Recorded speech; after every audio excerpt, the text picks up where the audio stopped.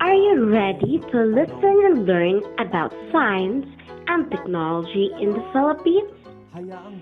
Science and technology in the Philippines. The history of science and technology in the country was about in the pre-colonial period, Spanish regime, American regime, Marcos regime, and a Fifth Republic. First is the pre-colonial period. Philippine history, a look into our past settings, customs, practices, and cultures. The Philippines has few written information with regards to its society, culture, and technology before Spanish arrived. Filipinos relied on archaeological findings to trace the beginnings of how the Filipinos lived with the use of science and technology. Early Filipinos engaged themselves into weaving, shipbuilding, mining, and farming that led them in creating the finest product of engineering, which is the famous Banawi rice tourism. Early Spanish chronicles also noted that early Filipinos built a refined plank-built warship called Caracoa that was suited for inter-island trade, also known as Korokoro or Caracoa. Bangkang pandagat, pandigma, o sasakyan ng datu o sultan. Before the Spaniards came, Filipinos were already aware of activities and practices related to science and technology. They have learned the curative values of plants and able to extract medicine out of it. They had different methods when it comes to measurement system and calendar that it based the period of the moon. History of Spanish regime. As the Spaniards colonized the Philippines, it has contributed the growth of science and technology in the country. The Spaniards introduced formal education and founded scientific institutions.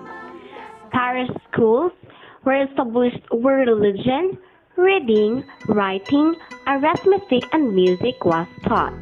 Later, the Spanish established colleges and universities in the archipelago, including the oldest university of the Philippines, the University of Santo Tomas. The natives were taught a more advanced methods in agriculture, which really served a big help for the early Filipinos. Medicine was prioritized during the Spanish colonization, especially in the later years. Biology is given focus.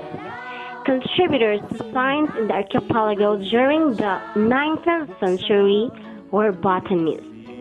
Father Ignacio Mercado, Dr. Trinidad Pardo Tavera, and Dr. Leon Magivero, chemist Anacleto del Rosario, and medicine scholars Dr. Manuel Guerrero, Dr. Jose Montes, and Dr. Eleuterio Mercado. Let us now listen in the American period. American era in the Philippines. Americans replaced Spaniards after they ruled the country, and the progress of science and technology has continued under their rule. In terms of education, Americans prioritized education during their time. They also made progressions in terms of agriculture, food processing, forestry, medicine, and pharmacy. The Philippine Assembly on October 16, 1907, at the Manila Grand Opera House, and December 8, 1933, the National Research Council also established. Marcos regime. Ferdinand Emmanuel Idralin Marcos, the 10th President of the Third Republic, 1965 to 1986. Marcos said, "This nation can be great again. This I have said over and over, this is my articles of faith and divine providence has willed that you and I can now translate this faith into this. In 1949, he said also, elect me your congressman now and I'll give you an Ilocano president in 20 years. It is generally known that Marcos had the most infrastructure and constitutional accomplishments, which were equivalent to those of all former presidents of the Philippines.